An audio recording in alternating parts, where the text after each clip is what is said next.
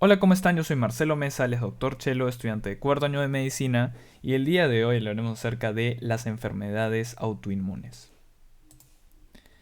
Bien, hablaremos acerca de la definición, clasificación y algunos ejemplos de enfermedades autoinmunes. De hecho, al final hablaremos del lupus eritematoso sistémico. Hablaremos de lo que es tolerancia y sus tipos y el papel de otros factores genéticos y ambientales que pueden influir.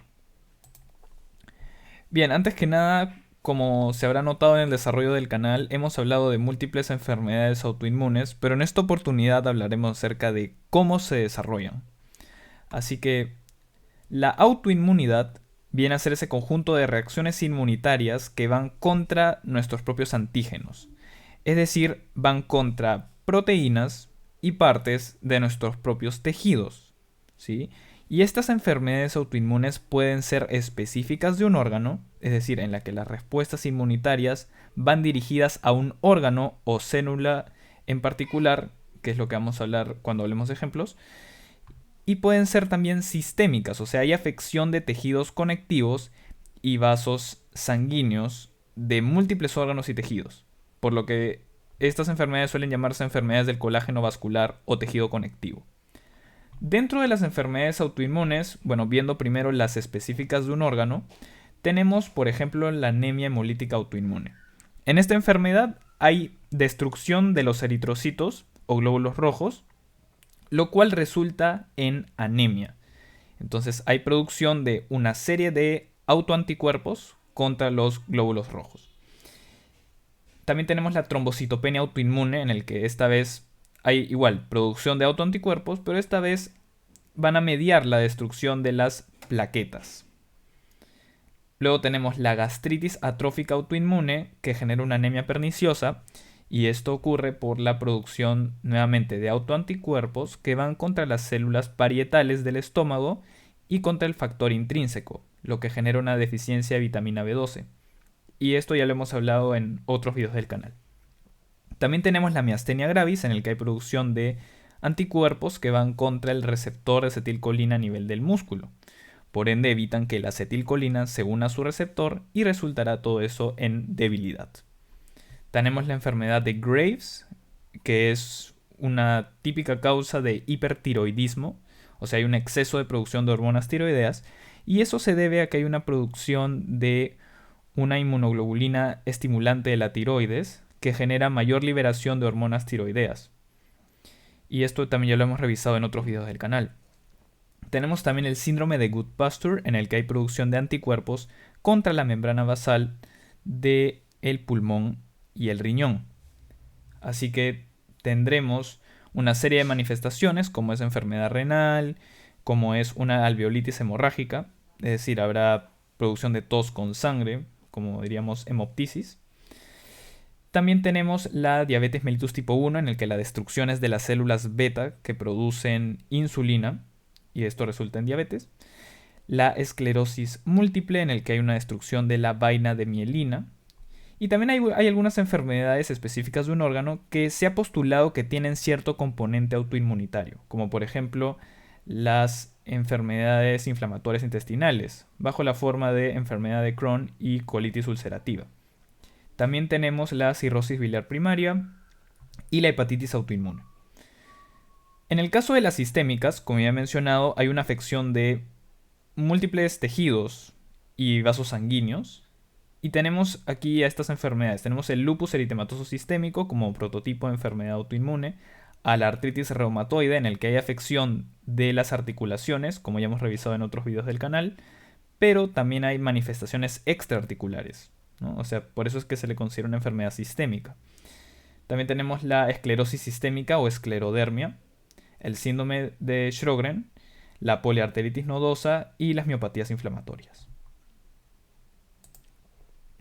Bien, ahora hablaremos de la tolerancia y sus tipos. Para comprender por qué ocurren las enfermedades autoinmunes, primero tenemos que saber qué mecanismos tiene el cuerpo para evitar que se desencadene una respuesta autoinmunitaria. Así que para esto tenemos que hablar de la tolerancia. La tolerancia inmunitaria viene a ser ese estado de falta de respuesta frente a un antígeno que se induce mediante la exposición de linfocitos específicos a este antígeno. Para traducir un poco, esto hace referencia a que pueden haber ciertos linfocitos que son específicos frente a algún antígeno que haya, pero no va a desarrollar respuesta alguna.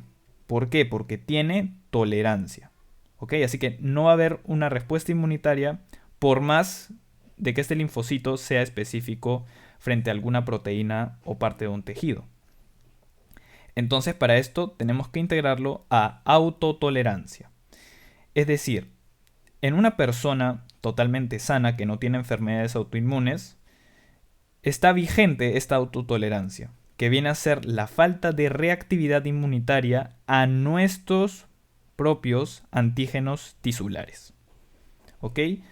Así que dentro de la tolerancia tenemos una tolerancia central y una tolerancia periférica. La tolerancia central se da en los órganos generadores, es decir, aquellos que se encargan de producir las células T y células B que van a formar parte de nuestro sistema inmunitario. Y la tolerancia periférica son toda esa serie de mecanismos que tenemos, pero en este caso a nivel de por ejemplo, la circulación sistémica o no, bueno, en este caso no tienen que ver los órganos generadores. Así que hablemos de la tolerancia central. Bien, tenemos que en los huesos tenemos la médula ósea y en la médula ósea se van a producir las distintas células que van a formar parte de nuestra sangre. Así que tenemos la producción de linfocitos T y linfocitos B. Los linfocitos B ya salen de la médula ósea maduros, ¿sí? Mientras que los linfocitos T sí requieren de una educación, ¿sí? Un desarrollo adicional que se da dentro del órgano conocido como el timo, que está ubicado a nivel del mediastino superior.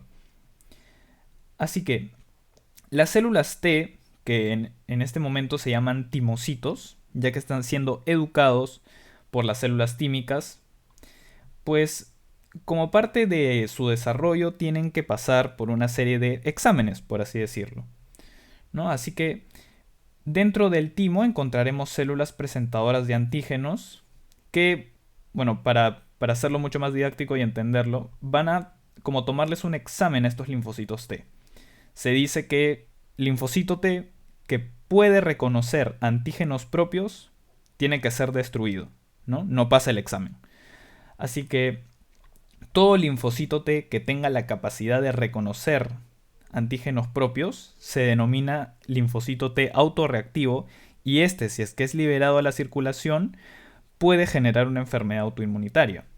Pero las células presentadoras de antígeno a nivel del timo dicen, ok, este linfocito puede reconocer antígenos propios, por ende es peligroso y pues lo tenemos que destruir. Así que se media su apoptosis. En el caso de los linfocitos B, tenemos que estos, como dije, ya salen maduros de la médula ósea hacia los tejidos, así que dentro de la médula ósea es que estos tienen su examen, por así decirlo. Si es que estos tienen la capacidad de reconocer antígenos propios, nuevamente, pues estos mismos van a mediar su propia apoptosis, es decir, su muerte celular programada, para que justamente no desarrollen alguna enfermedad autoinmunitaria. Y en caso, pues, puedan reconocer antígenos propios, tienen esta segunda opción que es la edición del receptor. O sea, pueden editar su receptor de tal forma que ya no puedan reconocer antígenos propios y por ende sí podrán salir a la circulación sistémica. O sea, por así decirlo, los linfocitos B sí tienen una segunda oportunidad de dar su examen de nuevo, mientras que los linfocitos T, al primer autorreactivo que encontremos, se destruirá. Pero debemos comprender que la tolerancia central muchas veces puede fallar. O sea, de todas formas puede haber liberación de ciertos linfocitos autorreactivos contra nuestros propios tejidos. Así que por eso es importante que nosotros tengamos una tolerancia periférica. Dentro de la tolerancia periférica vamos a tener una serie de mecanismos que van a evitar que estos linfocitos T autorreactivos puedan desencadenar una enfermedad autoinmune. Así que como parte de uno de los mecanismos tenemos los linfocitos T reguladores o Treg. Estos linfocitos T reguladores ayudan a mediar reacciones antiinflamatorias. Por lo tanto, pueden producir una serie de mediadores como la interleuquina 10 y el factor de crecimiento transformante beta, que son potentes antiinflamatorios. Así que esto, al estimular a las células presentadoras de antígenos, a los linfocitos T y linfocitos B, pues suprime su actividad. Así que por ende no habrá desarrollo de ninguna enfermedad autoinmune, ni mucho menos respuesta inflamatoria. Luego tenemos la anergia. ¿Qué es la anergia? Pues para que un linfocito T sea especializado y pueda desarrollar su respuesta inmunitaria, tiene que haber estado en contacto primero con un antígeno o proteína que ha sido presentado por una célula presentadora de antígenos. ¿Cuál es el asunto? Que no basta con presentarle el antígeno al linfocito T para que éste desarrolle ya de por sí la respuesta inmunitaria. Requiere de una serie de moléculas coestimuladoras, como por ejemplo las moléculas B7, y solo así podrá empezar a trabajar. Pero el asunto es que a veces las células presentadoras de antígenos no tienen estas moléculas coestimuladoras y por ende esto resulta en anergia. ¿Sí? Porque se requiere de esas moléculas coestimuladoras B7 para que el linfocito T desarrolle la respuesta inmune. Así que, se le presentó quizá un antígeno propio al linfocito T, pero como no hay moléculas coestimuladoras, resultó en anergia. O sea, no hay respuesta. El linfocito T queda ahí. Y también las mismas células presentadoras de antígeno pueden mediar la apoptosis de los linfocitos T, en el caso que sean autorreactivos. Igual, el linfocito B también tiene esta capacidad de anergia. Así que, ya saben, por falta de moléculas coestimuladoras, desarrollamos esta anergia.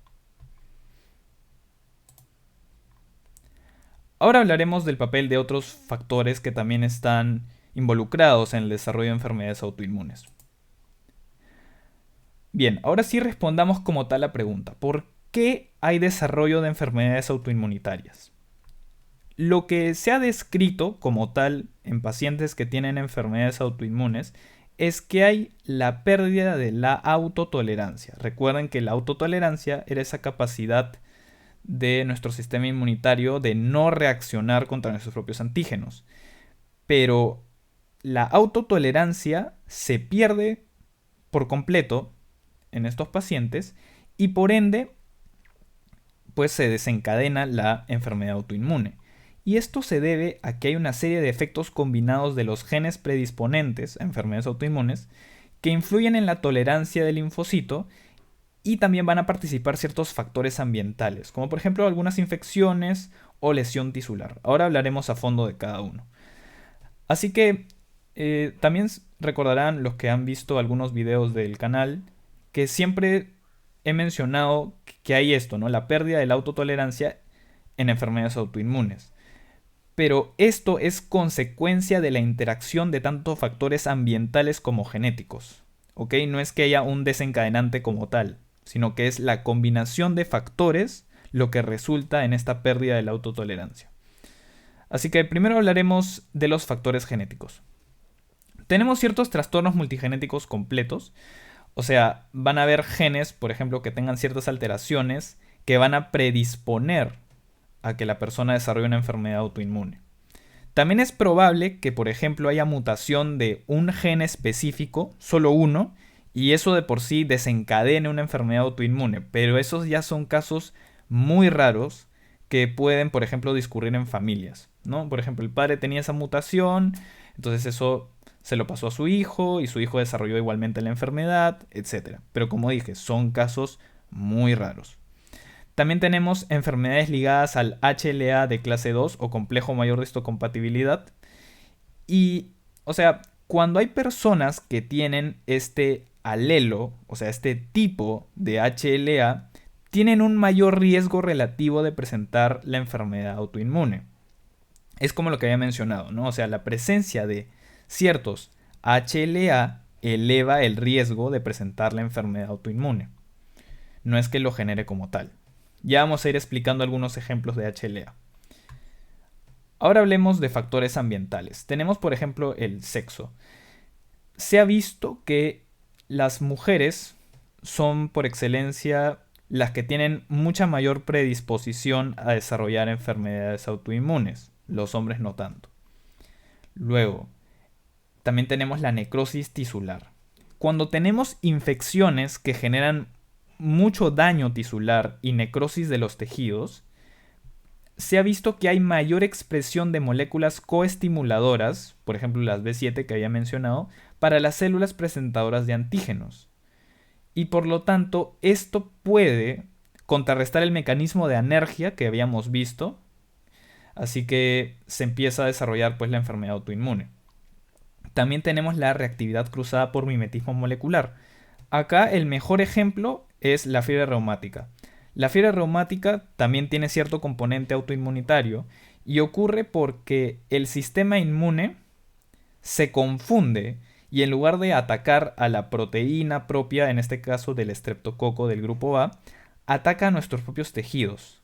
Y esto se debe a este mecanismo, el mimetismo molecular. Es decir, la proteína que iban a destruir se parece mucho, ¿sí? Estructuralmente tiene un gran parecido con algunos antígenos propios, típicamente los del corazón, en esa enfermedad. Así que esa es la idea de reactividad cruzada por mimetismo molecular. También se ha visto ciertos factores ambientales específicos de ciertas enfermedades, como por ejemplo el daño por radiación ultravioleta. La radiación ultravioleta genera pues daño del ADN, cierta apoptosis celular, sobre todo a nivel de la piel, y esto se ha visto que pues exacerba lo que es el lupus eritematoso sistémico. Así que ante una persona que tiene mayor daño por radiación ultravioleta, tiene un mayor riesgo de desarrollar esta enfermedad, el lupus eritematoso sistémico. Así que ya eso ya lo veremos más a fondo cuando hablemos de esta enfermedad. También, por ejemplo, el consumo de tabaco. El consumo de tabaco puede generar citrulinización de péptidos, típicamente a nivel de las articulaciones. Y esto pues va a desencadenar la artritis reumatoide, como ya hemos hablado en otros videos del canal. Y también tenemos la propagación de epítopos o fenómeno de spreading.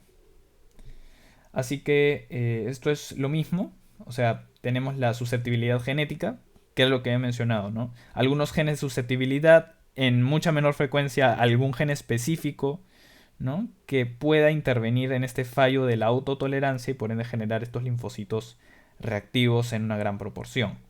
Tenemos, como había mencionado, el daño tisular, ¿sí? Que genera mayor presencia de moléculas coestimuladoras y por ende pues los linfocitos T autorreactivos pueden empezar esta reacción contra nuestros propios tejidos, ¿no? El mimetismo molecular, etc. Esto es para mostrar los alelos de HLA asociados a más enfermedades autoinmunes.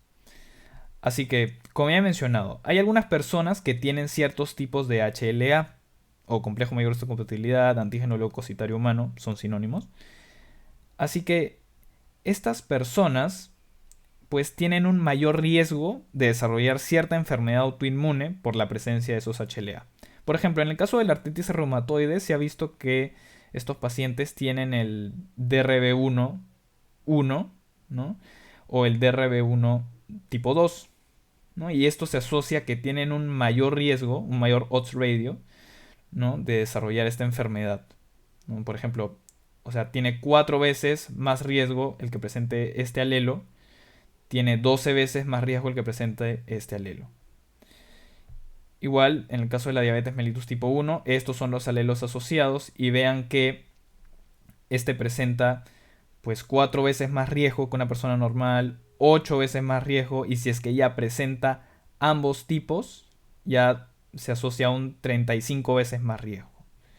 Luego así, ¿no? Tenemos igual múltiples otros HLA asociados a otras enfermedades. Ahora, tenemos que detenernos en el caso de la espondilitis anquilosante. Vean que la presencia del HLA-B27 se asocia 100 a 200 veces más riesgo de desarrollar esta enfermedad.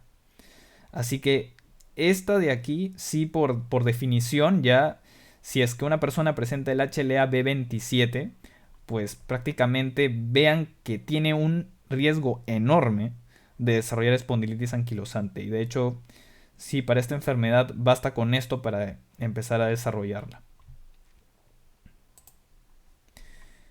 Bien, esto es lo mismo que había explicado antes.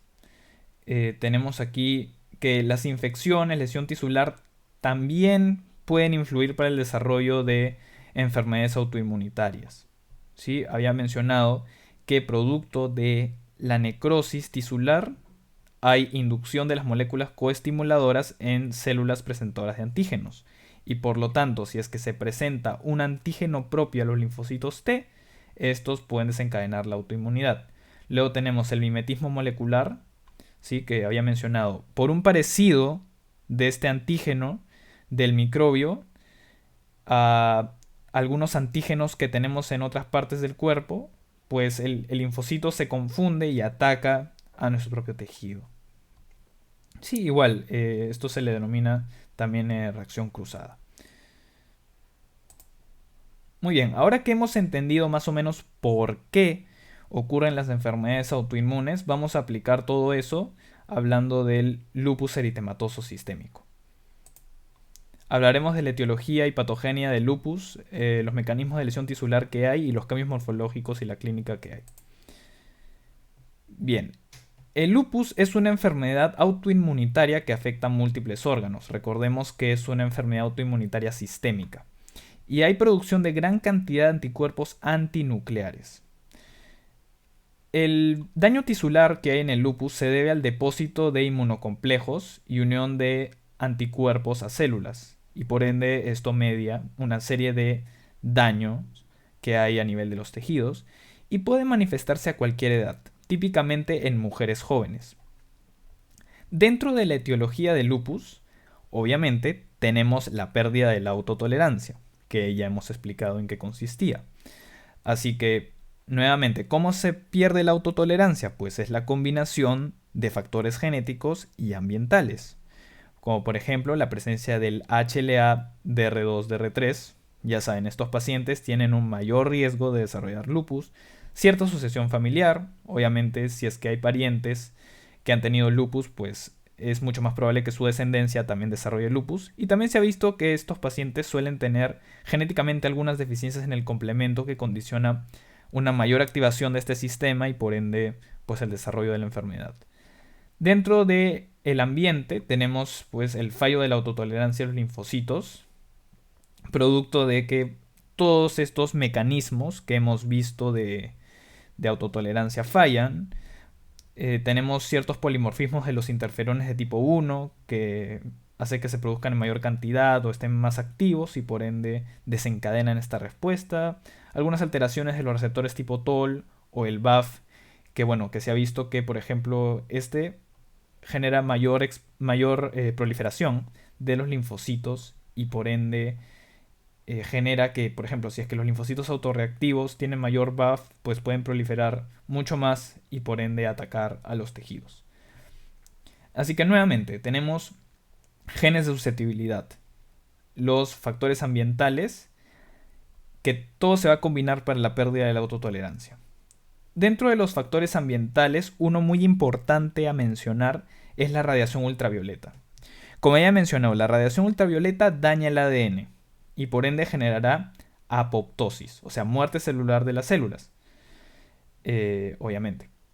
Entonces, ¿qué es lo que va a ocurrir?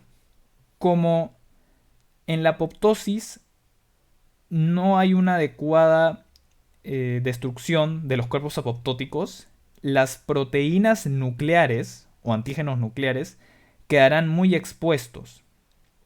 Entonces, eso hace que los anticuerpos, bueno, y linfocitos detecten estas proteínas y por ende digan, esto es extraño, esto yo nunca lo he visto, así que procedo a destruirlo. Así que por eso es que hay producción de anticuerpos antinucleares, por esta eliminación defectuosa de cuerpos apoptóticos que genera una mayor expresión de los antígenos nucleares. Y esto es detectado como extraño por el sistema inmunitario. Así que, bueno, se empiezan a producir muchos más anticuerpos antinucleares que son los que a la larga generan los inmunocomplejos y el daño tisular que hay en esta enfermedad. Esto es para ver qué tipos de anticuerpos hay en el lupus. Dentro de los más específicos, que son los que de todas maneras se tienen que llegar a identificar en pacientes con lupus, tenemos el ADN de doble cadena, por ejemplo, que este sí es muy específico para lupus, de hecho sobre todo para la complicación de la nefritis lúpica. También tenemos el antígeno anti-Smith, que es específico para el lupus. También se pueden encontrar otros anticuerpos, pero por ejemplo, en el caso de los antinucleares genéricos, estos pueden encontrarse en otras enfermedades autoinmunes, por ende no son específicos, ¿no? También se pueden encontrar complejos de proteínas y fosfolípidos, típico del síndrome antifosfolipídico, que es una complicación. Y también se puede encontrar este SSA, ¿no? Que ya tiene que ver con el lupus neonatal. Pero de lejos lo más importante son contra doble cadena, ADN doble cadena, y el anti-Smith. Ahora veamos cómo ocurren estas lesiones tisulares. Bien, hay producción de autoanticuerpos, como ya he mencionado. Entonces, estos autoanticuerpos son los responsables de las múltiples afecciones que hay a nivel sistémico en el lupus. Tenemos, por ejemplo, la destrucción de eritrocitos, plaquetas, leucocitos, lo cual resultará en anemia hemolítica, trombocitopenia, disminución de las plaquetas y algunas citopenias, o sea, puede haber disminución de los leucocitos también.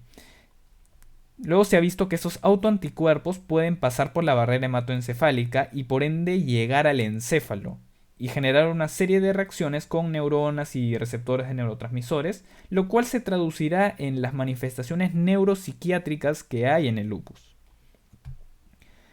Estos autoanticuerpos también son los responsables de la formación de inmunocomplejos. Por ende, en el lupus el principal mecanismo por el cual hay lesión tisular es por esto, por los inmunocomplejos. O sea, estamos ante una enfermedad de hipersensibilidad tipo 3, que ya hemos revisado en el canal. Así que habrá depósito de estos complejos en los glomérulos renales, lo cual generará la nefritis lúpica, que ya vamos a hablar dentro de poco.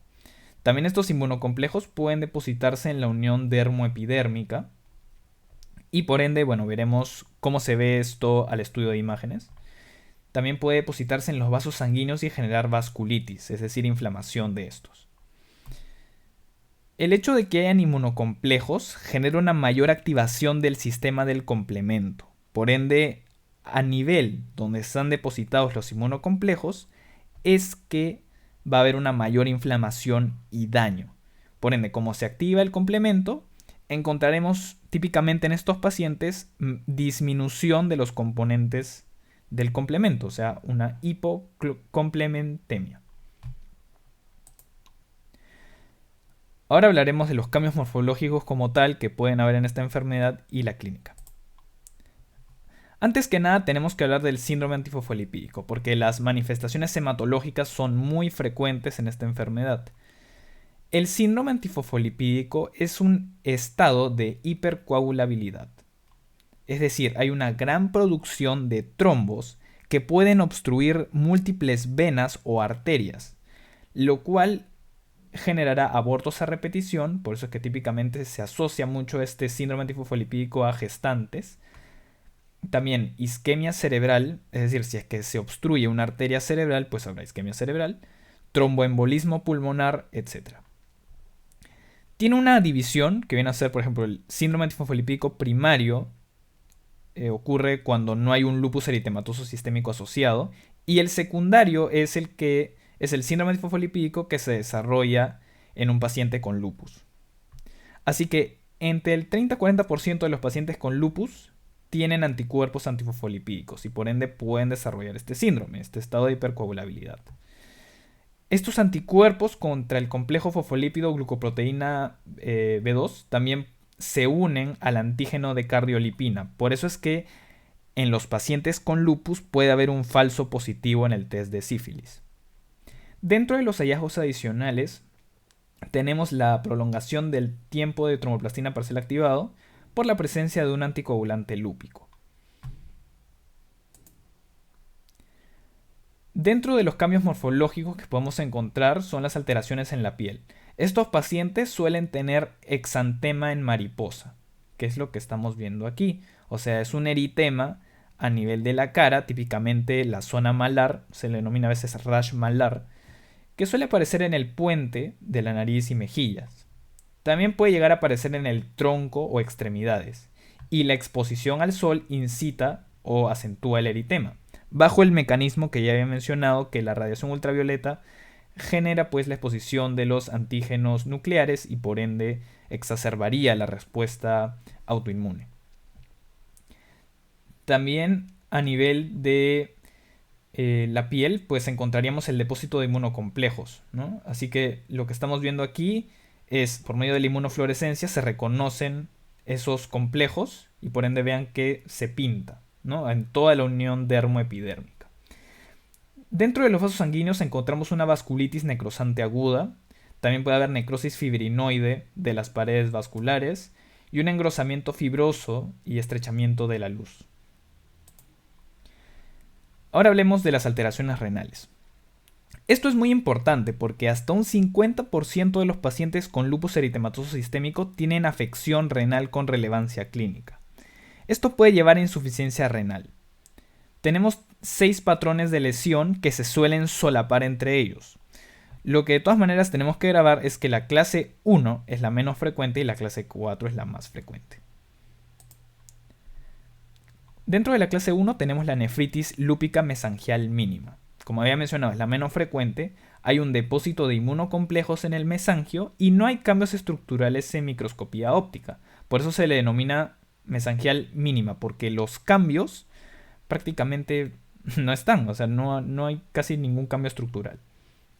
Luego tenemos la clase 2, que viene a ser la nefritis lúpica proliferativa mesangial, en el que hay proliferación de células mesangiales, que es lo que estamos viendo en esta imagen. O sea, el glomérulo tiene una hipercelularidad, producto de la proliferación, vean, gran cantidad de núcleos, ¿no? Por la proliferación de células mesangiales. Y hay acumulación de matriz mesangial, depósito mesangial de inmunoglobulinas, complemento, y no hay afección de capilares glomerulares. Luego tenemos la nefritis lúpica focal, o clase 3, en el que hay compromiso de menos del 50% de todos los glomérulos. Las lesiones son segmentarias o globales. Segmentarias cuando afectan una parte del glomérulo, mientras que globales ya afectaría pues todo el glomérulo. Hay proliferación extracapilar, necrosis focal y formación de semilunas. Puede haber hematuria y proteinuria leves hasta insuficiencia renal aguda y pueden encontrarse cilindros de eritrocitos en orina.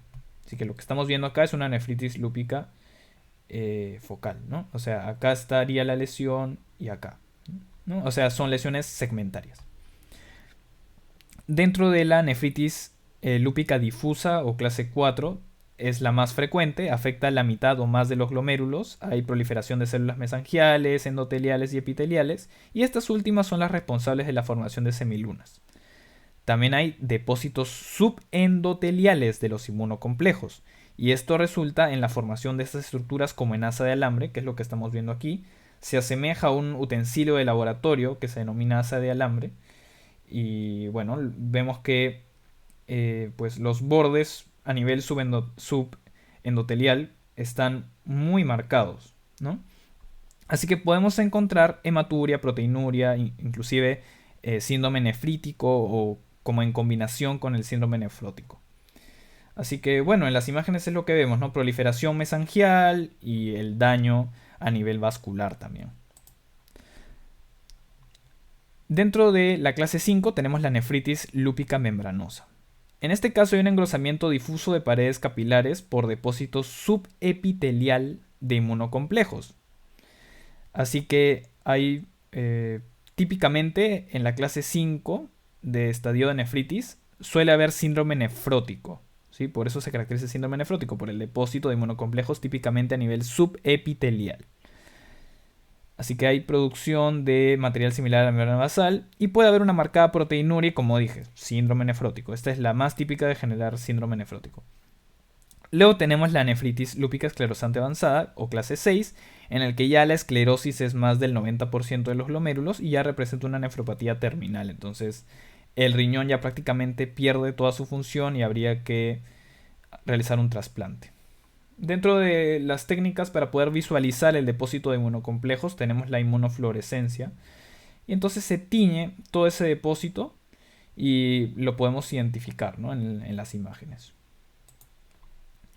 Dentro del pulmón podemos encontrar pleuritis, o sea, dolor más o menos como punzada, y esto se debe a la inflamación de la pleura.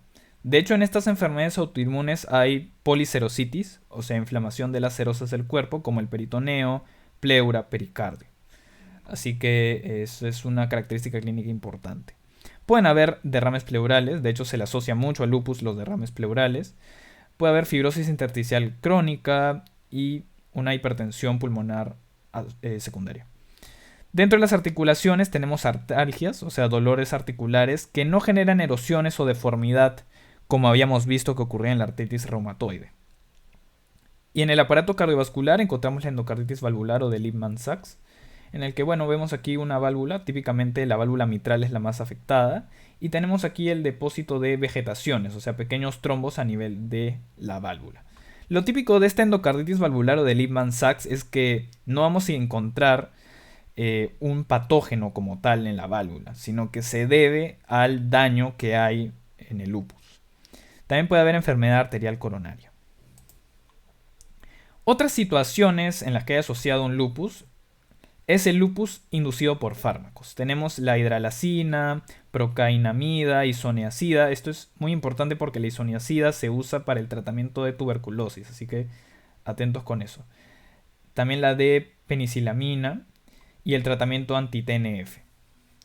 Lo característico del lupus inducido por fármacos es que, como tal, estos fármacos son los que desencadenan la enfermedad. Así que en el laboratorio vamos a encontrar típicamente anticuerpos antihistonas. Y el cuadro de lupus remite al retirar el fármaco. Es decir, si es que identificamos que el paciente tiene clínica de lupus, que ya hemos hablado, y además de eso vemos que ha consumido alguno de estos fármacos, pues si se le retira ese fármaco, su cuadro se resuelve tranquilamente. Muy bien, esta es la bibliografía que consulté para la realización del video de hoy. Espero que les haya servido. Deja tu like, suscríbete y ya nos vemos en el próximo video. Gracias.